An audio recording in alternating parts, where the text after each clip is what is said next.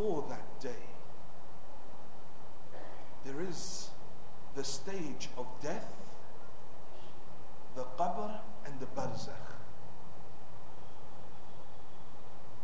There are times within a person's life, there are four main stages. The first is the conception of man and his birth upon earth. The second stage is his life until the moment he dies. The third stage is the moment he sees Malakul Maut, the grave and barzakh. And the fourth stage is when he will be raised on Yawmul Qiyamah. And the eighth Imam says, three of these stages are the most scariest for a man and woman. For a man and a woman. The first stage is his time of birth. For him, that is the most fearful part of his life. The second stage is when he leaves the material world and enters into the spiritual realm, i.e. at the point of his death. And then the third time that he is the most afraid is when that trumpet will be blown and he will be made to rise on Yawmul Qiyamah. That is the day of absolute fear. It's so scary, so difficult, that Hazrat Maryam comes in the dream of Nabi Isa. He says to her mother, tell me of the Akhirah. She says, my son, this is Maryam. She says, my son, it's very difficult. Says, my son, if I had the opportunity, I would come back to the earth to make this journey easier. Says, mother, what would you do back on the earth? She says, I would spend the days in fasts and the nights in ibadat to make this journey easier. It's how difficult this journey is. That Amirul Mu'mineen in Nahjul Balagha is in فَغَيْرُ مَوْصُوفٍ. I can't explain to you death. Ali is saying, I can't explain to you, this is how difficult it is. You can't comprehend it. The Holy Prophet is walking with his companions and he sees a sheep being slaughtered. He turns to his companions, he says, imagine the sheep if it was alive and they began ripping its skin from its body and they skinned its whole body and it was still alive, how painful do you think it would be for the sheep? They say, Ya Rasulullah, very painful. The Holy Prophet says, death is 1,000 times more painful. He walks through the streets with his companions. He sees the sweet sellers frying sweets. He turns to his companions. He says, imagine if a man was to be thrown in boiling oil while he was still alive, how painful would it be? They said, Ya Rasulullah, undescribable. He says, death is 1,000 times more painful. It's 1,000 times more painful. When the youth of Bani Israel came across a destroyed nation, they prayed to Allah. They prayed by the graves. They said, Ya Allah, allow us to speak to one of these from the barzakh.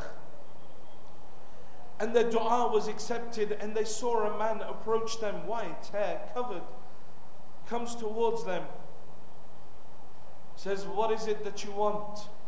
Allah has ordered me to go and answer your questions. They said, we have one question. Tell us about death.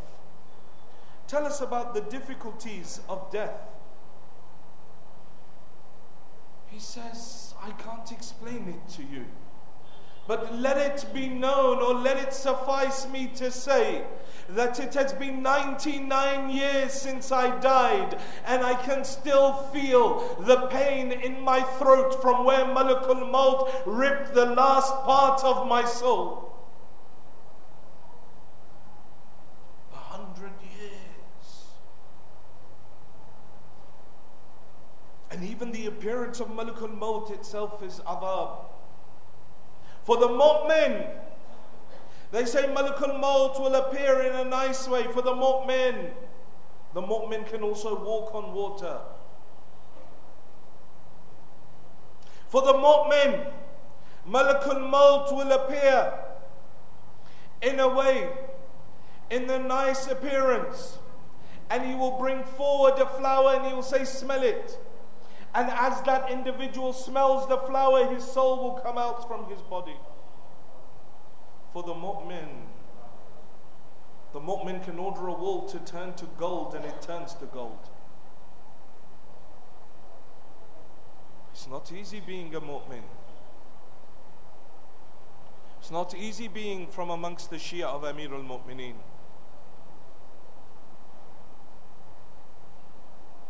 The believers, those that are the Shia of Amir al-Mu'mineen,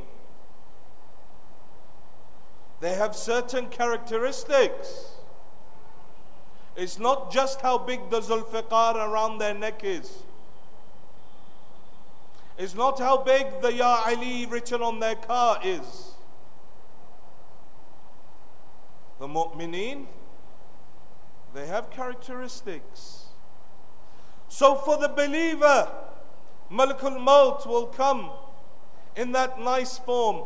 But for the disbeliever, Hazrat Ibrahim, one of his fellow companions, one of his friends, should we say, is Malakul Maut. One day in one of his conversations with Malakul Maut, Hazrat Ibrahim says to him, Malakul Maut, how will you take the soul of the disbeliever? In what form will you come? Malakul Maut turns to him, says, Ibrahim, you are Nabi Allah, but you won't be able to bear it. Says Malakul Maut, tell me. Says Ibrahim, you are Khalil Allah, but even you won't be able to bear it. Ibrahim says, Malakul Maut, show me how it is that you will come for the disbeliever, the person that isn't a mu'min. Says Ibrahim, turn around. Hazrat Ibrahim turns around. A short moment later, Malakul Maut says to him, Ibrahim, turn back around. When Hazrat Ibrahim turns around, that which he sees in front of him, Ibrahim Nabi Allah, Ibrahim Rasulullah, Ibrahim Khalil Allah, Ibrahim one of the Ulil Azam prophets, Ibrahim seeing the appearance of Malakul Maut, he falls down unconscious out of fear. They say when he turned around, Malakul Maut, every hair standing on end, a foul stench emanating from his body, dark clothes upon his body, flames emanating from his nose.